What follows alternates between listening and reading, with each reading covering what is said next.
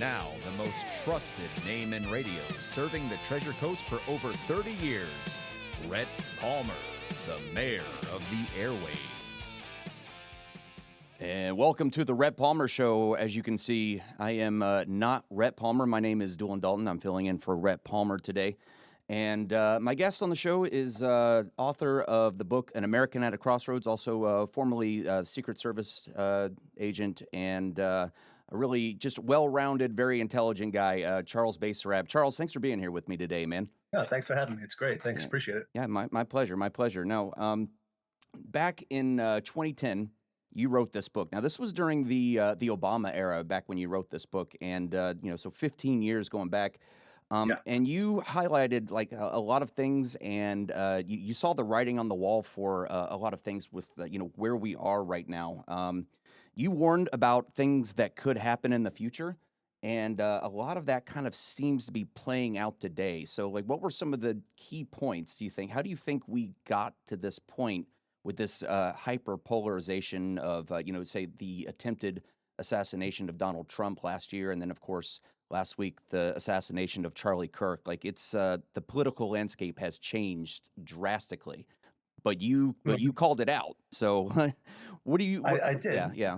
And it's funny you say that, because that's been like a familiar refrain that I've gotten. Like, I'll something will happen, and I'll have people come to me and be like, "Dude, you said this years ago. Yeah. Why don't you say more about it?" And it's like, when I was in the service, I had dropped in January of 2007, I dropped a 43-page memo at the then director, Mark Sullivan, outlining security vulnerabilities at the White House, officer mistreatment, allegations of racism, sexism. I had a bunch of officers, over 100 officers, do like a survey for me. And I was rewarded by being retaliated against and denied my career status. You did get a little bit of vindication there, just about a year or two ago. I challenged them in court under Whistleblower Protection Act, and they settled because the judge was basically like, "Look, he's going to win this case. Just settle out." So that's what we did. And then I stayed away from it. But then when we had some things happening during President Obama's term, and it really started becoming public about these things happening at the service, I was officially subpoenaed, my memo, by Congressman Chaffetz and Congressman Cummings. And that was used as testimony against the director at that time, Julia Pearson, who happened to be in the chain of command, who saw my memo when I sent it to Sullivan years earlier. And Carol Leonnig from the Washington Post, she covers the White House beat, and she wrote a book called Zero Fail that was all about the issues the Secret Service was having at the time. And chapter 15 is entirely about me, by name, on record, and it's called "He Predicted All of It." So like he did, yeah. I'd say he did, but but no. But the thing is, like, do not worship me. But I pay attention to what's going on around there, and I think how we've gotten so far, how it's become this way is, I really noticed the politicization after 9/11, because you had on one side, you had this hyper patriotism and revenge on one side, and they won't somebody think about how bad we also are whataboutisms on the other side, right? And that started almost immediately. I remember right after 9/11, my girlfriend at the time, her and her roommate were like instantly trying to find and you were working for the Secret Service at the time 9/11 happened, correct? No, that's why I was recruited. Oh, you were recruited because of 9/11.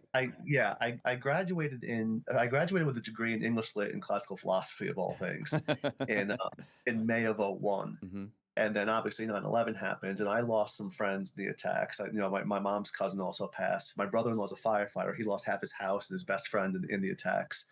So it hit our family really hard. I was going to teach English in Japan. That was my goal. I was going to teach English. By now, I should be a tenured professor. But the service recruited me right after 9/11, and I wound up going in there. So I was there from 2004 to 2007. I was on the back half of President Bush's term, W. Bush. And that's really, I remember telling my girlfriend at the time, her and her roommate, were like trying to say, "Oh, like, these things are just propaganda." I mean, this footage of them celebrating in Gaza with the planes and stuff like that after 9/11, it's got to be faked because it's light out, and they're saying it's live right now. I had to explain to two very intelligent how time zones work. Exactly. Like, do you realize that they're like, and there was kind of one of those things where they were just like, "Oh, well, yeah, duh, that makes sense." But just the fact that they were so willing to jump right to it so quickly is part of the issue. And part of that I blame part of it on people like me, honestly, like people who are in the middle of the road, who eventually just Right. got to a point where we just kind of stepped away. And it was kind of like, Achilles in the Iliad, Hmm. it's like, you know what, you wanted to fight this war. I was trying to help you out with it, and and hopefully it doesn't take like my own personal Patroclus being killed off to get back Hmm. into the fight. But that's really what it was. Some of us just took our ball and left because we saw that no matter what I did, no matter how many videos I did, no matter how many books and lecture tours I did, I was never going to have the pull that a celebrity with absolutely zero experience can just pop out and tweet. Right. And it became disheartening, it became discouraging, and that's really the role that media, traditional and social alike, have played in this. Hmm. Yeah. Yeah.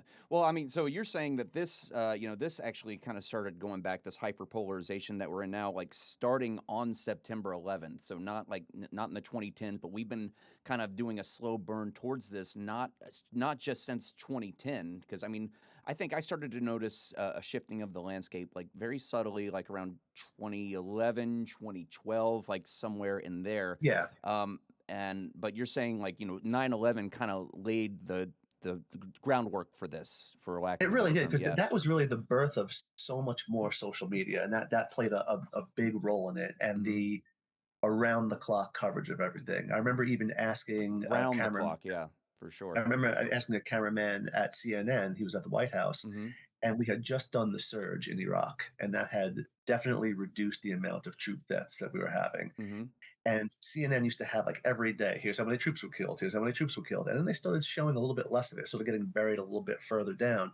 And I asked him why they don't cover it. He said, look, kid, you know how it is. The old saying, if Hmm. it bleeds, it leads. It That wasn't yeah. sexy enough anymore. I mean, yeah. You I know, mean, I it think wasn't there. we see that now with I think like now we refer to it as clickbait, essentially. Yes, of But it's course. just And that's really what it yeah. was. And that's the ability for everybody to have a voice is a good thing, but it's also had its detriments, Yes. and Yeah. that's I know you wanted to ask me stuff about the media role, and I can speak to that when Yeah, you're yeah, ready. yep, yeah, absolutely. Yeah, and I was going to get to that because as you said, you who, you've studied this, over and over again, you've done book tours, you've done lectures, you've written a book about it. You're obviously, educated on the subject, but then you have, somebody like, I don't know, Mark Ruffalo or somebody makes a Yeah. tweet and it blows up all of a sudden and you're thinking like these guys are actors. They don't study this. They just watch the news, they read the articles that are coming out. Like they're not and I'm not saying there's anything wrong with speaking out on Of something, course, of course. but you also have to, as you like to say, do your due diligence, and I feel like that hasn't been done. So how do you think social media, news outlets, organizations have kind of played a part to this hyperpolarization, like where we are now? Well, I think one thing to remember is that the media has, for a long time, influenced things for years, good and bad. Hmm. You got to remember that Black Americans and their supporters being beaten on the Pettus Bridge, down south, and seeing the cameras on that opened up a lot of white Americans' eyes during the civil rights movement to Hmm. what was really happening. That they weren't, willing to accept what was happening to Black Americans, and that was kind of like oh damn, we need to do something about this and pass this bill. Hmm. We had, the charred military corpses during the failed attempt to get the hostages in Iran that Carter had launched, and seeing the Ayatollahs and them poking this dead body with a stick on the TV, Hmm. that led Jimmy Carter to never send another mission out there to rescue the hostages. And especially with Vietnam so fresh in people's minds, the images that were coming back still from Vietnam, and even the Battle of the Black Sea that we know more as the Black Hawk Down incident. Hmm. When we had a soldier from the U.S. Airmen being dragged through the streets of Mogadishu and hacked with machetes, those images weighed heavily on Bill Clinton's decision to pull troops out of Mogadishu and the UN to pull troops. Right. And that's one of the things I don't think that President Obama gets enough credit for when he greenlit the mission to go in after bin Laden, because if that had gone wrong, Hmm. that's his presidency. And that's a Yeah. propaganda coup for the other side, Hmm. So, I mean, these are things that, that really affect, so they have played a role in a long time, but it's this with people being like armchair journalists and Right. everybody having a camera on their phone and putting things out there. It's the first to report, facts be damned. And once it's out there. It's hard to take it back, even with corrections. I wrote about it in Crossroads, where a guy from Newsweek had erroneously written that there was a Quran flushed in the toilet at one of the coalition prisons. Mhm. And that started riots and violence all over the world. And it turned out to not be true. And yeah, they wound up retracting it. But by But that point, the you still damage is hear those done. Yeah. things.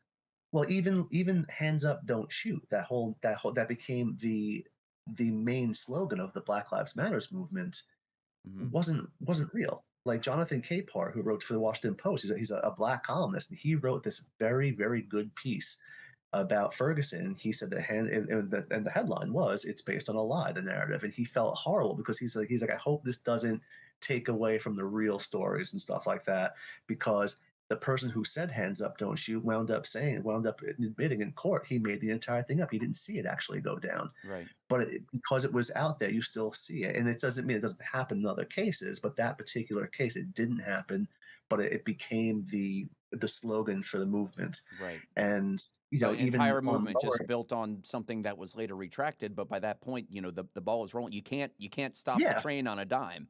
Yeah. or what's small, like even down in Florida. I remember this is going back about it's all over a decade. There was a free Kate movement down in Florida, and the story that was told to everybody online through just online posts was that this girl had been arrested because she was a lesbian, because the Florida police wanted to arrest her because she was in a relationship with this girl, and her parents got mad about it.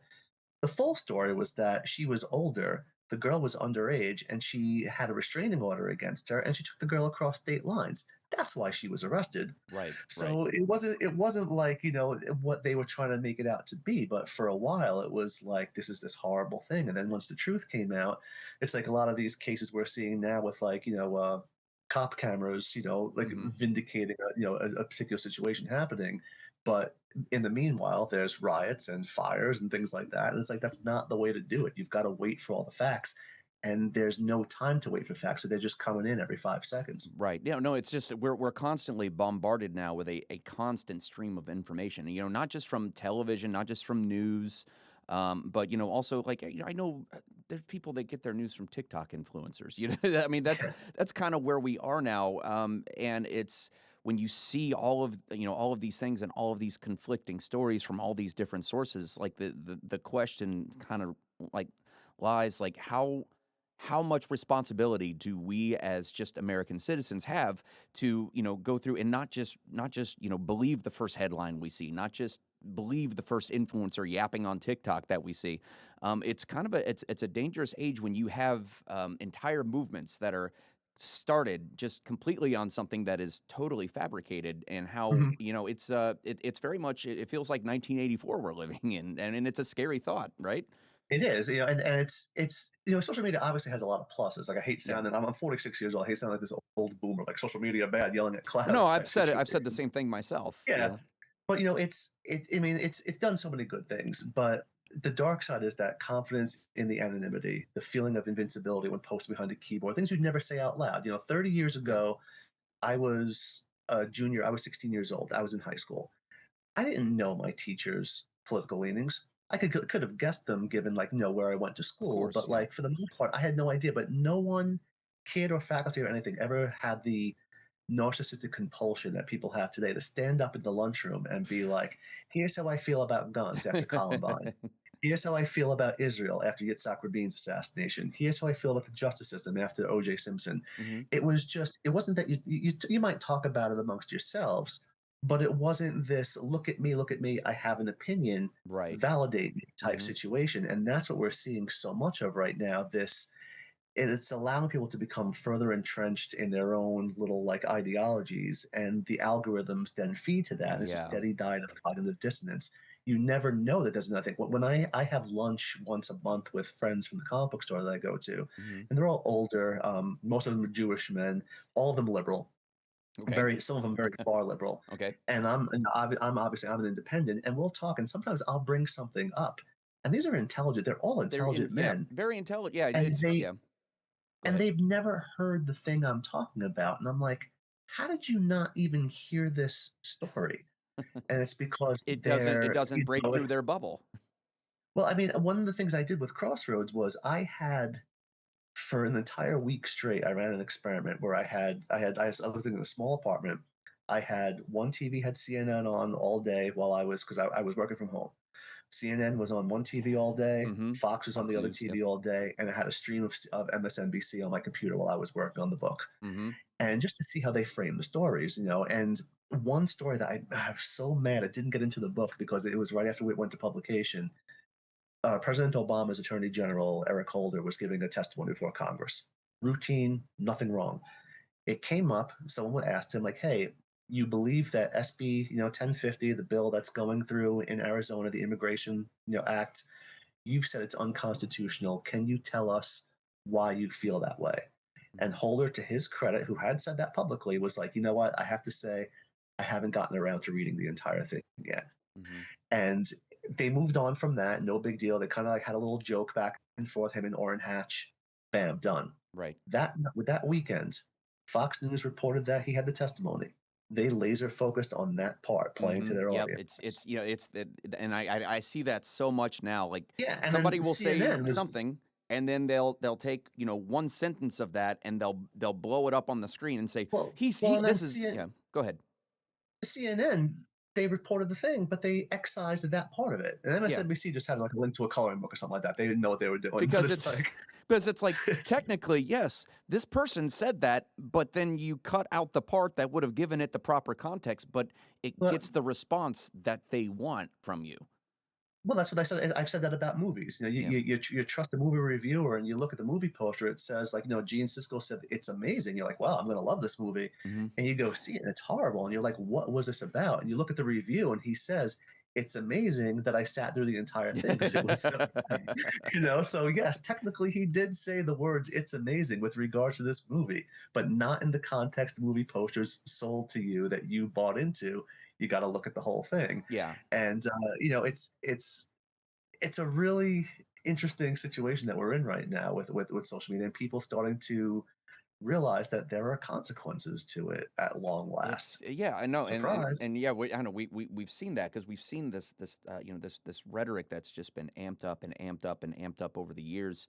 And we're now seeing, things happen where, some people are, I'm not saying everybody is, but we're seeing some people that are just actively cheering for the death of a man that they didn't know, while also simultaneously calling for the other side to, quote, tone down the rhetoric. So, do you think that they actually believe that the rhetoric needs to be toned down, or do you think that they're just kind of doing this to amplify the polarization, so to speak?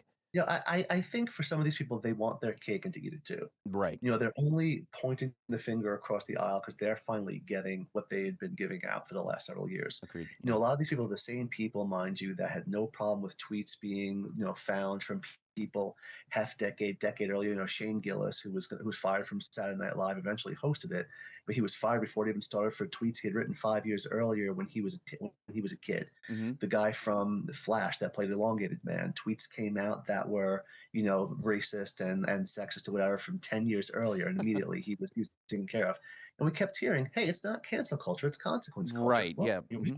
Well, now we're and there was a lot of people on the right that they were saying, this is a dangerous precedent we're setting because eventually the pendulum's going to swing back in the other direction, and that was laughed at, and now here it comes, the pendulum's swinging back, and both sides have been a little bit hypocritical about it, sure. People Absolutely. who hated it previously now enjoy it and vice versa because the shoes are on the other feet. Mm-hmm. There's been this, a lot of, revolt and take over this and stuff like that from both sides, whether it's the ones who insist that they're literally, and I use the term as loosely as they do, fighting Nazis and fascists and constantly talk about taking the country back.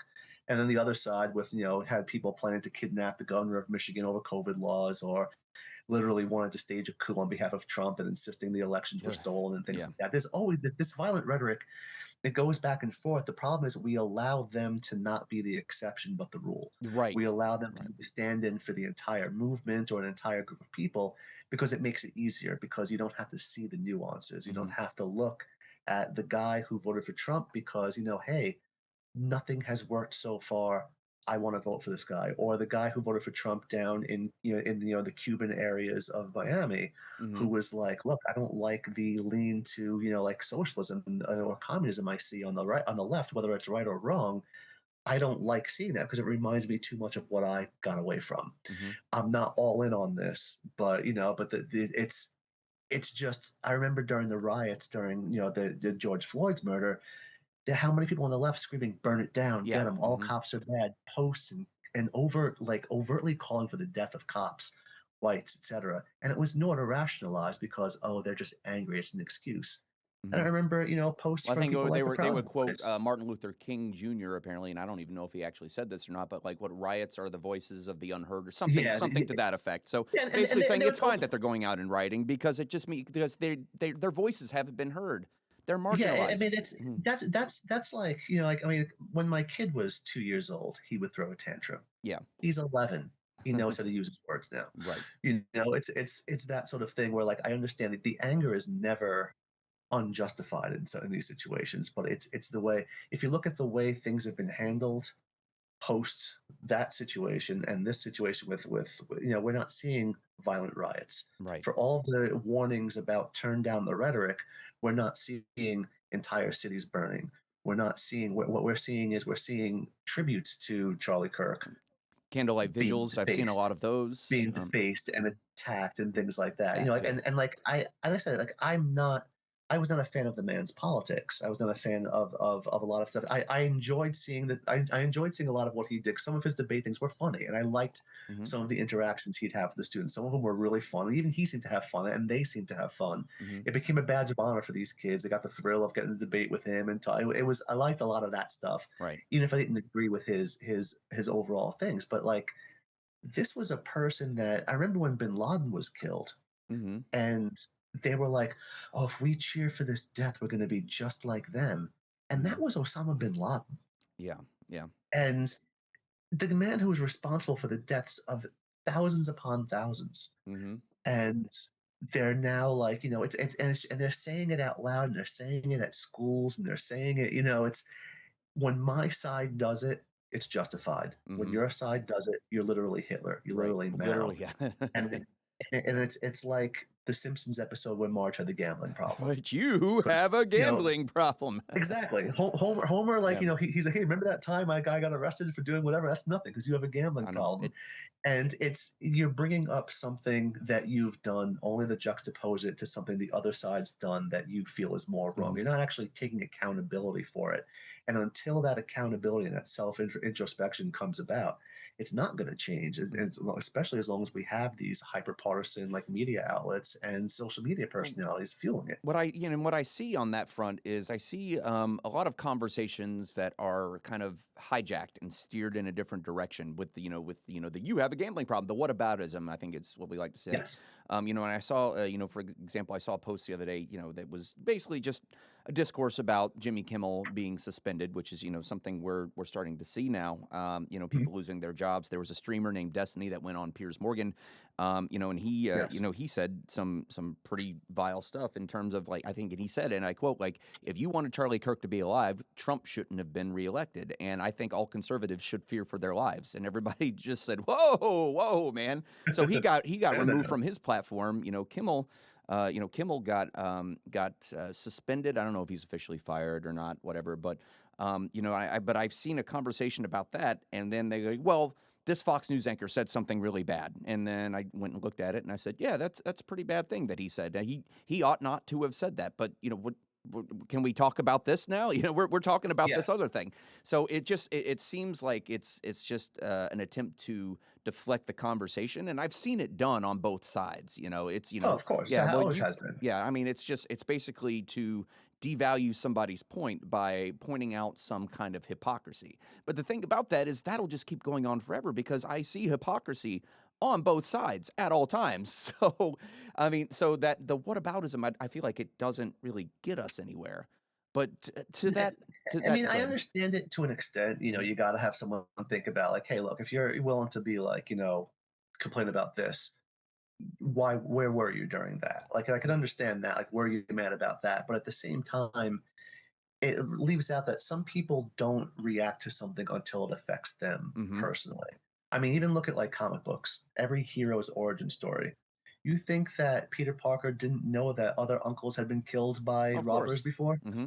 That was the impetus. It was when his uncle died, all of a sudden, this is why I need to do, I want to go into crime fighting. It happened to Well, him I think it's personally. yeah, a lot of. I It's mean, one of those things. we see those origins, Yeah. tales told again and again throughout, throughout all of media, comic books, those types of stories. But no, you're right because it always starts with a personal tragedy of oneself that they then react to. It's not because they just look out the window and say, "Oh, the world's such a bad place. I should go do something Mhm. about it." It's something that affects them personally, which really Well, kind and of maybe they adds didn't, adds a layer yeah, of maybe they like. didn't Go ahead. maybe they didn't mention the story that you're referring to. It Hmm. doesn't mean that they didn't think about it. Some people, it's very clear after the Charlie Kirk thing, where they sort of just bring up everything from the Ukraine to Israel to to everything, that it's like, well, where were you when this? It's like, well, where were you? Because I'm looking through your feed. You didn't You mention a didn't, damn yeah. thing about this thing. You just learned about now so that you can bring it up to deflect the situation. Because it's, what about me? Yeah. It's like, how can I make How can I make this this about me? horrible tragedy about me type situation? Hmm. And it's, and they're right. We did have the recent, like, assassinations and assassination attempts of leftists, of Democratic lawmakers. Hmm. We had, in Pennsylvania, in Minnesota, and we've had, again, I bring up, like, Governor, Whitmer, up in Michigan, had a whole plot to kidnap the woman. These are things that are very serious. It's very, but it's amazing how people justify on both sides. Hmm. Like, it's that, like, freedom fighter to one, terrorist to the other, Right. type situation. Hmm. And both sides are just so locked in. And with the whole Jimmy Kimmel thing, all of a sudden I keep seeing it's about free speech. It's like, But Kamala Harris was like on it. just like a few, not even like 1-2 years ago, this argument was completely flipped. Like Of it course was it the was. and now it's like I'm seeing the exact same arguments that was used by one side being used by the opposing side, and it's And they're wild to see saying where we with, are. like, Kamala Harris yesterday said it was a government overreach because the FCC was getting involved and all stuff like that. And this is, you got to remember that when Mark Zuckerberg was on the Joe Rogan show back in January of this year, he was talking about how Meta was getting these angry calls from people in the Biden administration telling them to remove things from the platform, some of which were true. They just didn't like how, they didn't like the negative, and he was like, no, we're not going to do that. Mhm. So she never said anything about that. But this is suddenly, like, thinking, first of all, freedom of speech does not apply to a private company. Mhm. Where I work, if I came into there and I had a shirt that said something horrible on it and my boss didn't like it, guess Mhm. what? I can be dipped. That's part of the, that you sign into that. In my county, in Montgomery County, Maryland, we had a lot of teachers that were removed after the invasion of Israel Mhm. by Hamas back October 7th. And this is before a retaliatory response was even made. And it was a lot of these pro Hamas and very anti Semitic posts that were going online, but also within email signature blocks. I work for Montgomery County Public Schools. Mhm. It is a rule. We are not allowed to have anything in our signature block other than our name, title, and our contact information. Mhm. No quotes. Like my personal email, my Yahoo email, has a quote from President Obama and a quote from President Bush. And they're very, very, it's just showing how they say about the same thing about Mhm. certain things, and nothing else. I can't even put at the bottom of my thing, let's go, because I coach softball there. I can't even put at the bottom, let's go Rams. Mhm. Nothing is allowed beneath that. So they're trying to say we're getting punished for viewing our thing. No, you're getting punished for violating a rule that has always been there, Right. trying to use your work email to push an agenda that you Mhm. have. Whether I agree with it or not, disagree with it, it doesn't matter. You're breaking the rules that you agreed to. You don't get to be the victim in this, and that's what's being missed. All of a sudden, it's a free speech, and you've got people boycotting Disney, which is hilarious. I It's don't just think I've ever seen only like a both year sides ago boycotting the same. I saw Republicans and conservatives boycotting Disney because of their casting choices, Yeah, whatever. And and I'm sure to a lot of people that's relevant, but I'm like, okay, we were at a place where conservatives were boycotting Disney. Now we're at a place where the left is boycotting Disney. And it just boggles my mind to see it, because I feel like it's everything just overnight in the course of 1 week has, since the assassination of Charlie Kirk, has just completely flipped, which It's the Spider-Man meme. They're just pointing at each other at this point. That's well, I mean, but that's kind of what the leading into the next point that I want to bring up, because Charlie Kirk was, assassinated just last week, and it's still fresh in our minds. It was 9 days ago, I think. And it's kind of ironic that the name of his organization was Turning Point, and the name of your book, An American at the Crossroads, because I feel like we're kind of at a crossroads. We're kind of at a turning point. So, do you think that the assassination of Charlie Kirk caused a cultural shift? Do you think it's due to something else? And and if so, what do you think the direction is going to be of the cultural landscape, 5-10 years from now? 15 years ago when you wrote An American at a Crossroads, we were in a very different cultural landscape, as I pointed out, and we've seen a drastic shift. So do you feel like we're kind of standing at the edge of another shift? Are things going to start moving in another direction? I think we are. I mean, we've talked offline about like a 1-2 punch. These things that Right. kind of seem to happen in clusters. And I'd argue that the Charlie Kirk assassination is kind of like the second big punch. The first one was Floyd's murder. That changed You feel the like game. you feel like Floyd, that's like 5 years ago, I believe, right? That was 2020. Yeah. And that was like the beginning of it, because you had COVID going on, you had that going on, but that changed the game because it caused such a social and academic and media pendulum swing so far to the left that people like Trump wound up being not the cause but the effect, a reaction to this over left wing, like viewpoints. And you had some little shots here and there, both sides acting like morons, the Ukraine situation, the situation coming on right now in Israel and Gaza. But Kirk's assassination is the thing that finally woke up some people, while fully, more fully exposing some others. And the goal has to be to stop that pendulum from swinging all the way to the right. Someone's got to take charge and grab it right in the middle, Right. and be like, no, we can't go all the way this way. We've been all the way this way. It's bad. All the way that way is also bad. But you got to put everybody in check before we have something happen we can't come back from, because this is a flashpoint, like Floyd was. Right. I remember, I've lived in Montgomery County now since I moved here in 2004, and I watched in my county a once renowned public school become an over politicized joke, save for neighboring counties after Floyd. We're a little bit north of Fairfax in Virginia, where they denied scholastic awards to kids because they didn't want to offend other kids that didn't get them. And the internal documents reveal the equity officers saying that equity was to be there at all costs, even if it meant being detrimental to some students. A school in Virginia had a student sexually assault a girl in the locker room because he was using the one he said he needed to use per his identity. Then they transferred the kid, and he did it again at another school in Loudoun County, and they tried to cover it up at the expense of the victims.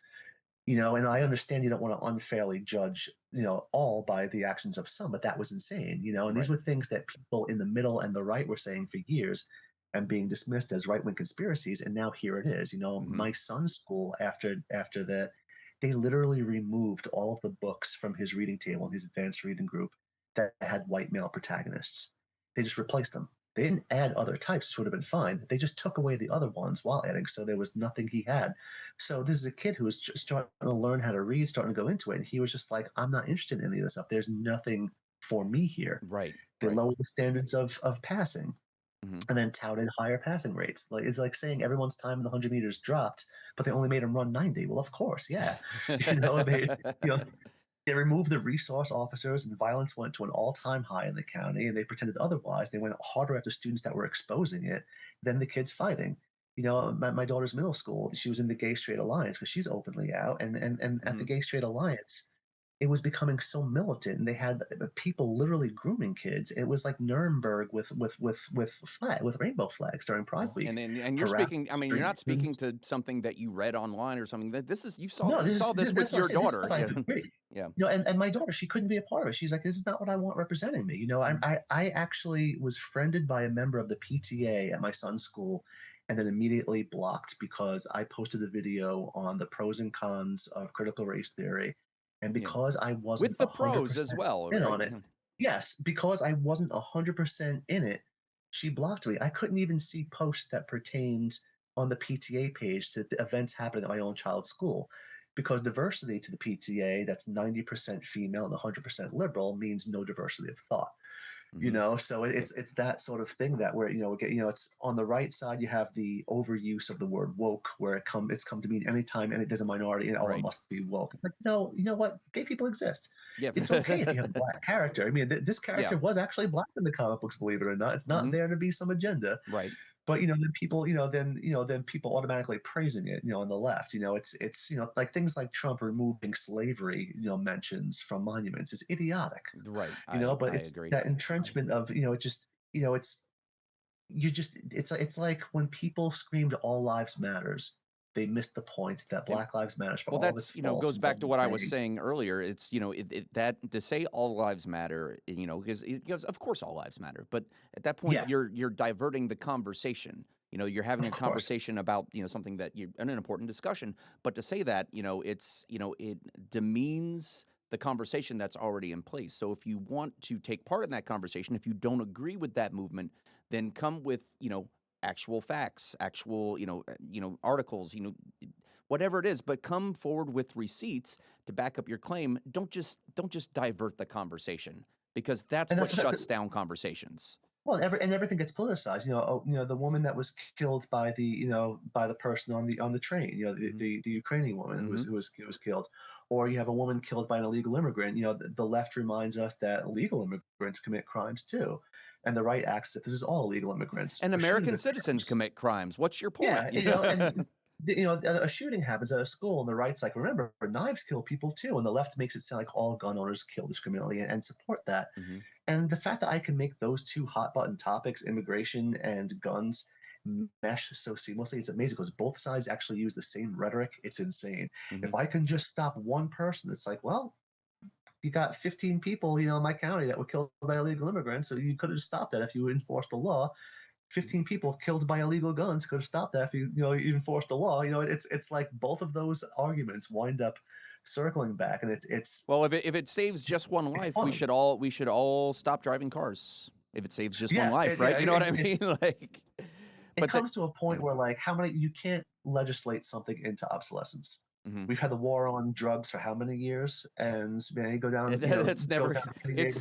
It's like the war on drugs is like Star Wars. It will never end. It just goes on and on. So it's like, I get the idea of it to help regulate and stuff like that, but at the same time, you're fighting a losing battle. And it's amazing that with Kirk's assassination, we're seeing people that have had a history of saying bad things. All of a sudden, it's being noticed after years of people telling that this is, perfect example happened the day that he was killed. Gretchen Felker Martin. She's a trans writer, and she was hired by DC Comics.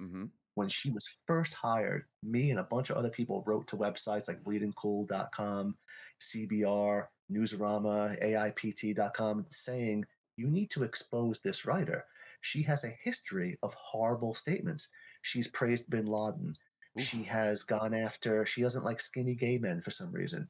She doesn't like bisexual or asexual people, because she believes that if you are a part of the LGBT community, that you need to be actively expressing yourself sexually. So that's why she always includes sex in all of her books, even if it's aimed towards like a younger audience. So bisexual people, if you have a man who's bisexual and he's in a relationship with a woman, well, it's a hetero-presenting relationship, so it doesn't count. You should just pick a lane. Like asexual people who know. See, that's wild to me, because like this is really where we are now, where we're criticizing somebody who who is attracted to both sexes, but chose to be with somebody of but he's still part of that community, and you're ostracizing him for not being for not being in a homosexual facing relationship. We see it. Do you see how you've swung so far back around to take the opposite position? It's like, if you're familiar with horseshoe theory, the Baptist and the bootlegger thing. I mean, like that's kind of where we are. Like, you were the bootlegger, now you're taking the position of the Baptist. And for those of you who don't know, the Baptist and the bootlegger is kind of a parable that's kind of used to where you have two people that are for prohibition, right? The Baptist is for prohibition because he doesn't think people people should drink and they shouldn't have the ability to have alcohol. And then the bootlegger, of course, is for prohibition because he makes money smuggling alcohol, but they're both for the same thing. So when you tell me stories like that, I'm like, okay, well, you swung back around and you're taking the same position, maybe for different reasons, but it's the same position. Yeah, and it's funny because like she's she wrote a book that had a very thin allegory of J.K. Rowling in it that's brutally killed. It's always such a thin allegory in these things. She's also called for her to have her throat slit, J.K. Rowling, and stuff like that. Yikes. And the very morning that Kirk was killed, her first issue of Red Hood, a new Red Hood series, actually came out. I boycotted by not buying it. I wasn't going to make other people. So this would be on the on the 11th, on September 10th. On the 10th. Yeah, this is so last this Wednesday. was okay. So she didn't write this prior to Kirk's death. No, yeah, no, yeah. The book was finally out, so it comes out, and then she posts on Blue Sky. I heard people talking about these depictions of suicide in the issue of Red Hood today, and I couldn't remember what it was. And then I looked at it, and I saw that it was cops killing themselves, and I forgot I had written that because I don't consider cops to be people. Wow. And still, DC and Warner Brothers were backing this person up, even though people were like sending messages. But then a few hours later, when Kirk was actually shot before he passed, she wrote, "I hope the bullets are okay," after touching Charlie Kirk. Wow. And that was the final straw where they were just like, yoink, yoink, we're done. We're done. But it took to that point. It took years of this woman having a she's a horrible person. And it finally took it. And again, there are other horrible people out there, more horrible people out there. It's not like she's the only one, but the fact that she plays the victim and that people are justifying it, well, you have to understand that Charlie Kirk didn't like, a lot of things in the trans community, and she's trans, so she felt personally. She has this history of going after everybody. She has had this history of violent rhetoric for years and complaints from within her own community who are like, we don't like you representing us like this when you're, trying to gaslight people within the community out of being it. And DC was still willing to be like, you know what? Yeah, no, she's okay. We don't care about it. How many times I tried to email bleedingcool.com because Rich Johnston, the person over there, it's based in England, they always post things like this if it's someone said something on the right, from the right. And I was like, let's do fair play about this. When the book was pulled, he wrote an article saying that DC had a pattern of pulling high profile Batman books, and didn't mention why her book was pulled until people finally were like, let's do some digging. And then he issued a correction, and then he locked all the comments because he got caught. Of course, yeah. So it's amazing. Well, it's like in what we see that a lot now, because it's almost like throwing a punch and then putting your hands behind your back and waiting for the swing to come and they say, look, he hit me. That's where we are now. I watch a lot of wrestling, and Eddie Guerrero was famous for that. He would hit someone with a chair. And then when the ref's back was turned, and then he would throw the chair at the person he hit, and the person's holding the chair, and the ref turns back, and he would lay on the ground. He'd bang the chair on the floor, and then throw himself on the ground. And the ref turns around, and the guy's like, "I didn't hit him," and then he's just laying on the floor, passed out. We're seeing it. Classic heel maneuver. It has, exactly. It's come to that point. Lie, cheat, steal. That was his whole thing. Yeah, man. But with everything we are now, everything we've gotten to now, in this place we're at, the question is, where do you see us going from here, like in the future? And do you think cooler heads can prevail on this, or do you think that we don't come back from this without some kind of major historical event? I have to hope that we can come back. I have to hope that we haven't passed that tipping point. Independents and moderates, the ones that walked away, we need to find. This needs to be the time where we need to, to not violently, but to rise. To be heard, make ourselves heard, take the reins back. And remember that the goal of conversation is not necessarily to convert. Is to listen and speak with, not at a person. Well, and I believe Charlie Kirk said that as long as you keep the conversations going, there's no room for violence. And they killed that guy. Conversation, when you go into it looking for a fight, it's already over. It's like there's an Eddie Murphy skit he does in Delirious, and he's like, my friends told me never go to Texas, so don't go to Texas. Man, they hate you down there. And he's like, I get off the plane in Texas, I'm standing there, my leather and my chains, and I'm looking for a fight. And this white guy comes up to me. He's like, "May I take your bag, Mr. Murphy?" He's like, "What? I can't have a suitcase." He's like, so he's looking for the fight. Yeah. There's a misconception that like listening to an opposing view where one legitimately exists, and then there is to me no opposing view that matters with regards to racism and sexism and homophobia, things like that. It's not justified. Come at me. But but listening to an opposing view does not weaken your argument. It's how we learn and grow. It's how we take new information and process it along with our own views. Because even if we don't agree at the end, even if we don't like each other, that's fine. Did we give each other cause to think? That's why I tell my daughter, she's 16, and sometimes, they do like student movements where like, they'll have a walkout because they're protesting something, whatever. I told her, look, if you ever want to participate in anything like that, that's fine. You owe me a 5-page paper, and it has to give me the pros and cons of both sides, because I want to know that even if I don't agree with your final conclusion, I want to see that you put the thought into it, that you sat there. It's not just going along because you want like the other kids who want to get out of class for a couple of hours. You're not following a trend. And I respect that, but it's social media has made us so accustomed to conflicts because that's politics. The election cycle is called a campaign. That's the definition of a series of battles. Yeah, exactly. The funding for it's a war chest. Everything is framed as the battle for this, the struggle against this, the war on this, because it's made it easier to other. And that's what we have to get our way with. The assumption that if you voted for X, your religion is X, your race or gender or sexual identity is X, you're automatically Y. And if so, if that doesn't match your criteria for whose opinion matters, you just count them out of hand. And it's funny that we have so many people here saying that, hey, if you voted for Trump, you're automatically a racist, whatever. Well, that shuts down the conversation then, like right away. Well, a lot of these people are the same ones who are saying that are treating everyone who voted for Hamas as innocent children. I used Hamas voters as an example in Crossroads to counter the then misconception among the right at the time that Hamas voters, because they'd voted for Hamas, were pro-terrorism, when the reality was that a lot of these people were jaded from the PLO abuses and the misfunding that they had. Hamas was providing schools. They were giving jobs and stuff like that. And a lot of these people were like, you know what? I don't like terrorism and what it brings, but I need to put food on my table today. I need my kid to go to school. I need to work, things like that. And that was the hearts and minds battle that Hamas was putting in a way that, here in the West and even in Israel, we haven't gotten that turn. We think we can just bomb them into oblivion and they're we're gonna win.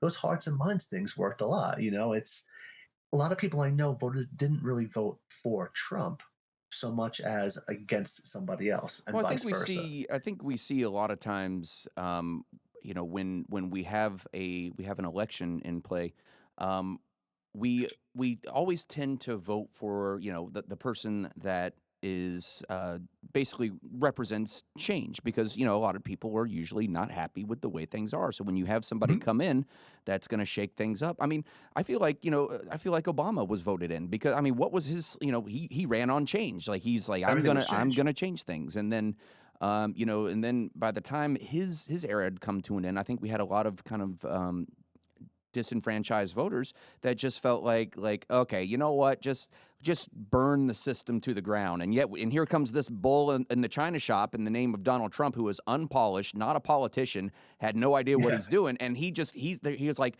yeah, let the bull into the china shop, let him rampage, let's do this, and I feel like that's why he got voted in personally. And Hillary was not a likable candidate. No, she was not. She had the people who were disenfranchised by what they considered to be legacy politicians, whether it was the two Bushes that we had, or now the potential of a second Clinton coming back, the things they worked for, and I've met Hillary Clinton on several occasions, and she was a nasty piece of work. I never had a full conversation with her. She might have been a decent person otherwise, but whereas I'd met President Clinton, and he was a delight and a joy to everybody he talked to. She was very curt. She was very cold to people. She did a lot of stories from the White House, from her time there. And then by the time I got there, she was a senator, so we were on her detail. So I was at her house. That's down by the Brazilian and Italian embassies down on Massachusetts Avenue. So I'd been there like on details for her before. And she didn't start being nice to us until she started running for president. Then all of this, getting the idea that she was going to run, like all of it. Then all of a sudden, now she's nice. Now she has kind words. Now I'll be a little bit nice. But she had that like coldness to her, and she had that phoniness to her and the arrogance of treating everybody in what we call flyover country as not important enough to even put boots on the ground. No campaigns in Wisconsin, no this, just overestimating their own abilities and underestimating what things that, and that happened in the last campaign too. When you have Kamala Harris and Tim Walz going into Pennsylvania and campaigning with people on their like their speech team that signed a thing in Congress blaming Israel for the attacks of October 11th, not condemning Israeli actions subsequent to, which is a completely different matter, but blaming them for the attacks in the onset. They're the ones who were attacked on October 7th. They had it coming because they've done this. Use that sort of rationale with a girl with a short skirt and drinking. She deserves to be attacked. No, she doesn't. No matter what happened, they did not deserve what happened on the morning of October 7th. And these were people, and they went into these communities in Pennsylvania that has one of the largest Orthodox Jewish communities in the entire nation. Why'd they lose these counties? I don't know. Well, dude, that's because you did that. You talk up socialism and stuff like that, and then you wonder why you lose a county that's got a bunch of refugees down in Miami that were fleeing from things like that, or fleeing from Venezuela. You didn't want to talk about the illegal immigration issue until it came to the cities where it was easy for Chicago and New York to say, not much of a problem, and then they started using them as pawns and bussing them up there, and all of a sudden, hey, we can't handle this. It's like, dude, that's what we've been saying down here. Right.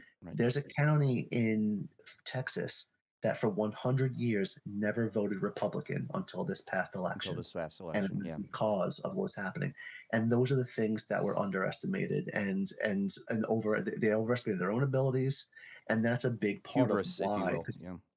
Because again, if you define yourself as correct and on the right side of history with whatever very narrow parameters you have, you've inherently set up everybody not in rigid lockstep as the other. And it's this Manichaeanism, this black and white way of thinking that creates an automatic us versus them mentality that's ultimately detrimental to honest discourse. And you're always going to have people who they're going to hear what they want to hear. When I was on my book tour, I gave a speech in Pennsylvania, and it was a long-ranging speech, probably about 80 minutes. And afterwards, I had a guy clearly on the right side of the spectrum who accused me of being a terrorist sympathizer.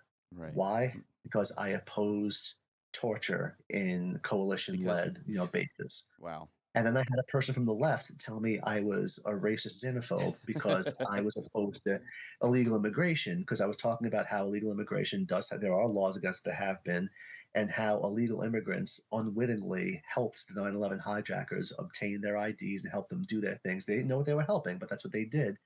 But I also called for streamlining the process to make it easier for immigrants to get it and make it more cost effective. So I wasn't anti-immigration. I was doing the hey, here's the right thing. But I find it so funny that in one swoop you get name called. Yeah, you get name called by both sides. I feel like that kind of solidifies your position as a moderate centrist. Which I feel you are. The first time I was on the news, I was told afterwards, by someone at Fox News. You're not inflammatory enough. I'm too left for the right and too right for the left. They're looking for something more. I was on the news the first time to talk about bin Laden's death. Right. And then I was on a public access station in Pennsylvania as part of my tour. And then I was on the news. The most recent time I was on the news was the night of January 6th. And I went off script, and they didn't know what to do, and they kind of panicked because I issued like a challenge to the American people that they were not expecting, and I called them out, on like stuff I knew that they were going to say. I was like, you're going to say that, the cops, should have been more hands-on, but I guarantee you're going to complain that the cops were too hands-on in another protest. So what do you want? And it kind of caught them off guard, and they kind of almost started playing me off. But, you got the music like, okay, all right, buddy. Here comes the hook. but I was like, I got one shot at this. I'm gonna take it. yeah, exactly. And he was never invited back again. I wonder why. Exactly. But we were never. But it's Putin, like way back to my planet.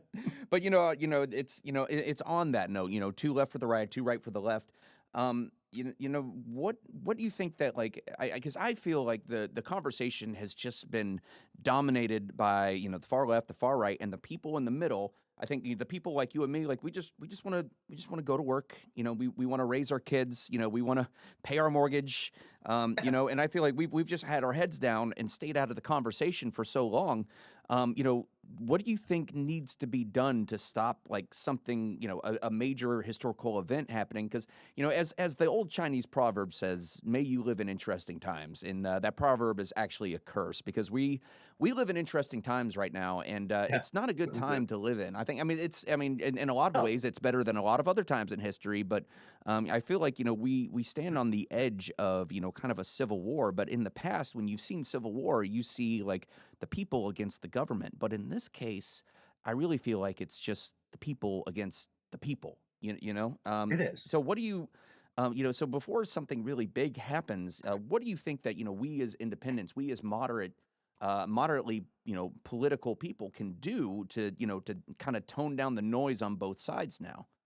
Well, part of what I've done is, while things were happening with with COVID and the post Floyd situation here, um, well, I had nothing to do.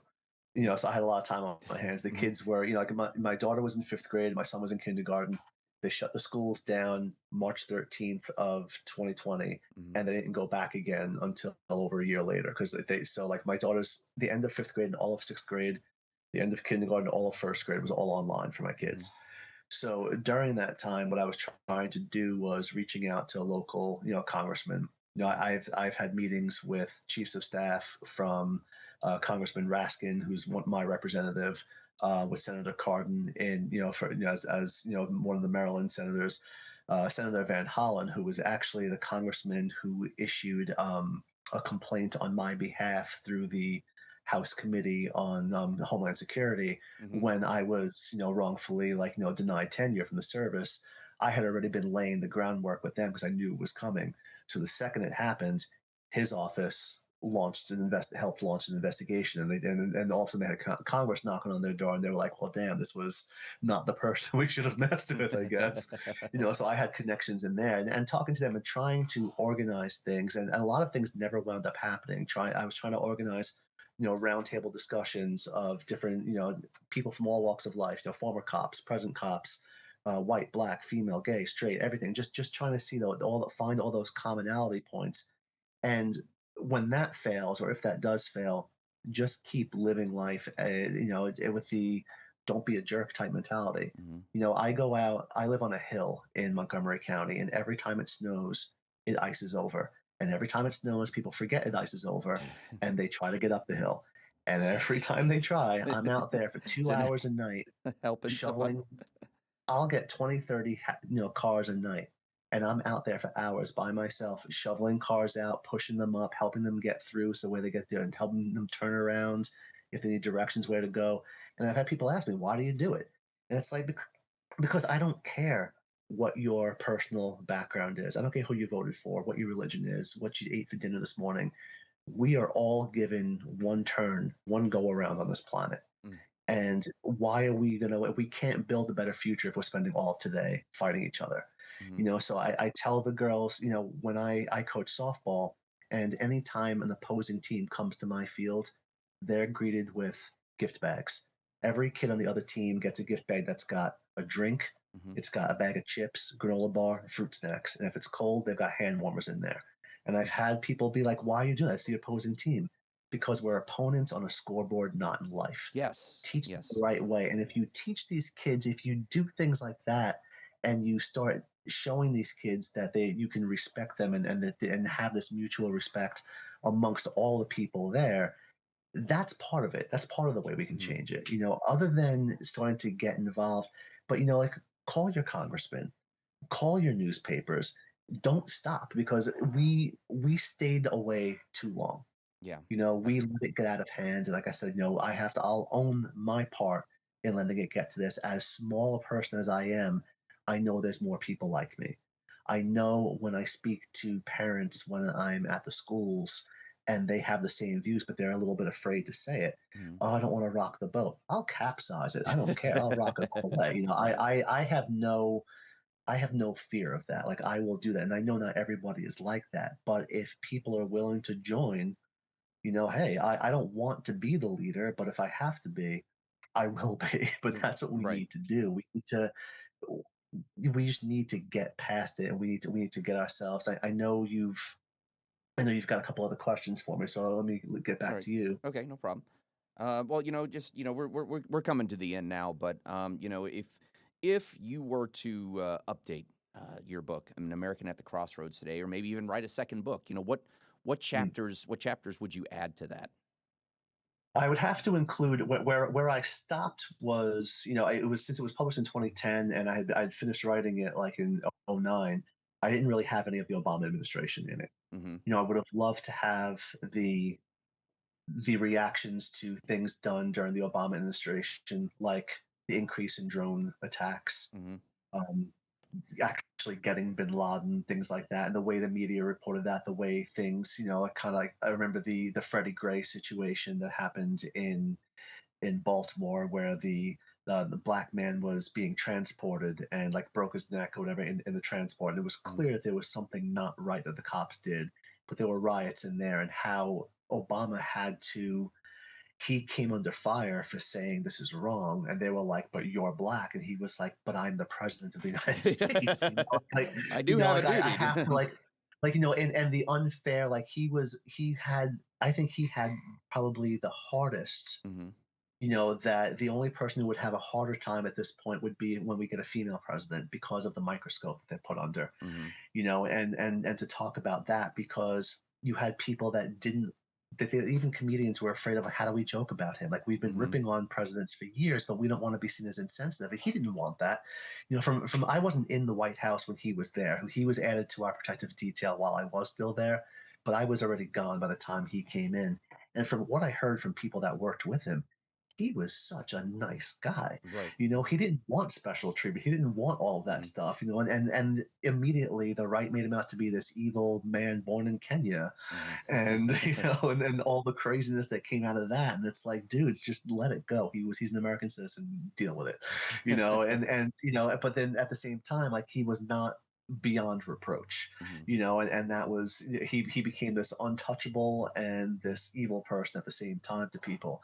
So I would have loved to cover that, and to cover stuff, obviously, the two, the sandwiched, Biden administration that was a lame duck administration by all, which we knew it was going to be, Right. sandwiched by the two, like, heavily politicized Trump. Mm. It's honestly, if I could address people one time, Yeah. I would say something similar to what I said when I was on the news and on January 6th. That we have a choice right now. Do we want this to be the way of things? We see things around us, we see things are bad, and we're sitting there going, I don't know why it's bad. Well, do we want this to be the way? Do we want to be constantly trying to one up each other in violence that we can justify on one side or the other? Mm-hmm. Do we want to resort to immediate ad hominem personal attacks the second someone speaks simply because they exist? Do we want to live in a nation where we can't even speak without being, the fear of being killed by those who then cheer and proclaim themselves the hero? Right. Do we want to allow the extreme elements of both parties of the narrative? Because this is the time for us to finally look inwards, to reflect on what we can do better without trying to compare what we think is worse or whatever that someone else has done. So we can say, this isn't working. Because everyone like me who's been saying no to all this nonsense, Yeah.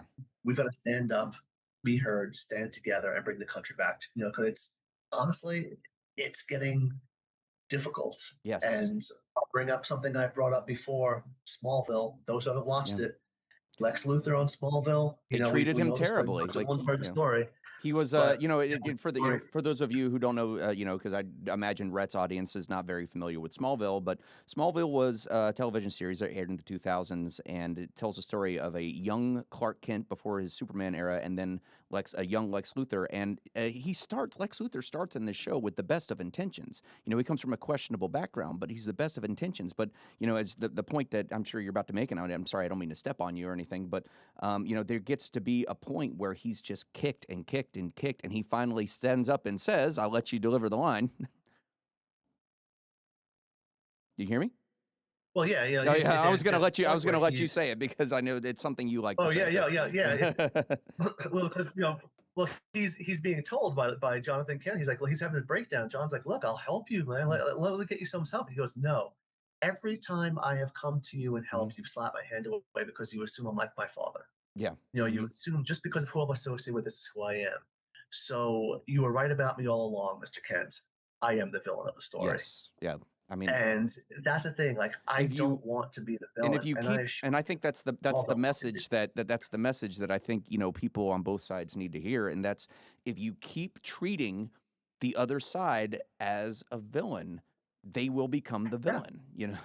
That's, I mean, Look at Elon Musk a few years ago. They couldn't stop talking about they the loved guy him. and buying Teslas, and now I see Teslas that say "F Elon" on them. Right. It's like, it's the second they talked out of turn, it Yeah. became a thing, and it becomes a thing where you keep saying to somebody, and we saw that experiment in Iowa years ago with the teacher who ran that experiment with the blue eyes and brown eyed students in her Hmm. classroom during the civil rights movement, and telling all the blue eyed to show how racism works, and telling all the blue eyed Well, kids, you're special, you get this, you get that, and telling the brown eyed kids that they were bad, I and they feel started to believe it. that, tribalism is kind of just built into our DNA.